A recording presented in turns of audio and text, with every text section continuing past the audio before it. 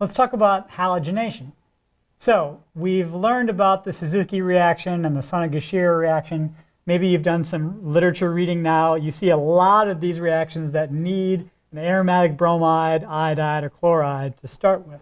And so with the advent of all these palladium catalyzed things, this reaction becomes really, really important.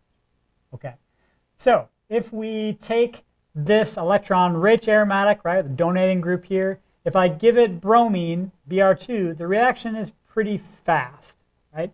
And so, again, which end of Br2 is the positive end and which is the negative end? Well, it's nonpolar, but it's polarizable, right? So if this thing is coming in with electrons, this bromine can kind of induce a dipole in that, such that it's easy for me to attack one bromine and let the other one go.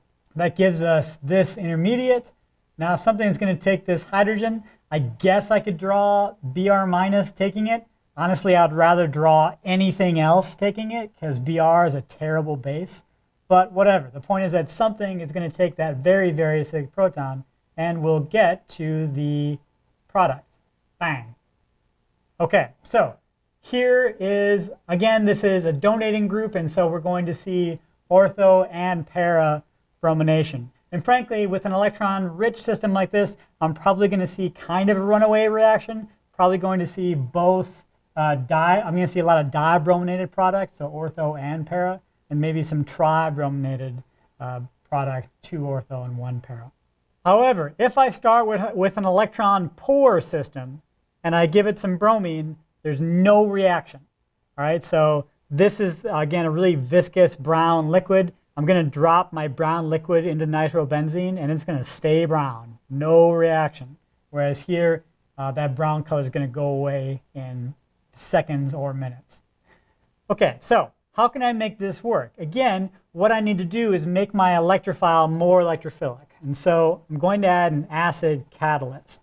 The acid I'm going to use is actually a Lewis acid. So here, iron tribromine is my Lewis acid catalyst.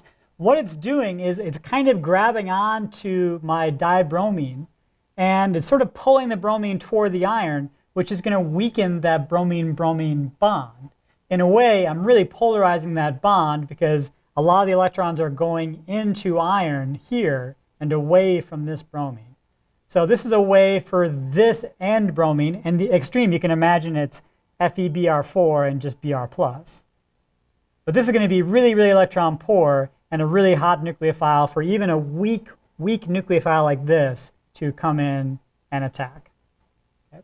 But again, I'm going to see meta substitution for this electron poor or electron withdrawing group, right? Orthopara deactivating, meta directing. To summarize the conditions that we might use to halogenate a compound, particularly an electron-poor compound.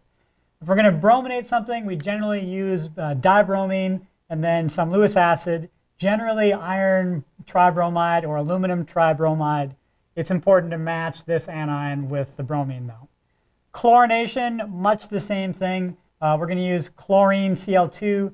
Aluminum trichloride is a pretty convenient Lewis acid here. Chlorination is a tougher reaction. Chlorine holds its electrons a little bit more tightly to itself, so it's not as polarizable. And also, chlorine gas is really hard to work with. And so if you're going to do a chlorination, you might find some way to generate Cl2 in your system at very small amounts, or find some newly developed system. But in your textbooks and on the MCAT, oh yeah, just use a tank of chlorine and aluminum trichloride. Iodination is harder, and that's unfortunate because that's the compound we really want to have. All of those Suzuki and Sonogashira reactions work best with iodinated compounds. We really want to be able to put iodine on a ring. There's a couple of general strategies for this. In my lab, in my research, I've found ways where people take iodine and treat it with like peroxide to get oxidized iodide, so IO2, IO3, IO4, that kind of stuff. But a simpler way to think about it is to use something called ICL, iodine monochloride, right? So just like we have Br2, this is just a dihalogen. But chlorine is significantly more electronegative than iodine is. And so in this, chlorine is the negative end and iodine is the positive end. And that's what we're looking at. ICl is a liquid. It actually looks just like dibromine. It's a thick brown, very heavy liquid. But it's a really nice, efficient way to iodinate a benzene ring. And we can kind of understand why, right? Just like Br2 is polarizable and gives us the Br+. Here, this is polarized permanently, and it gives us I+.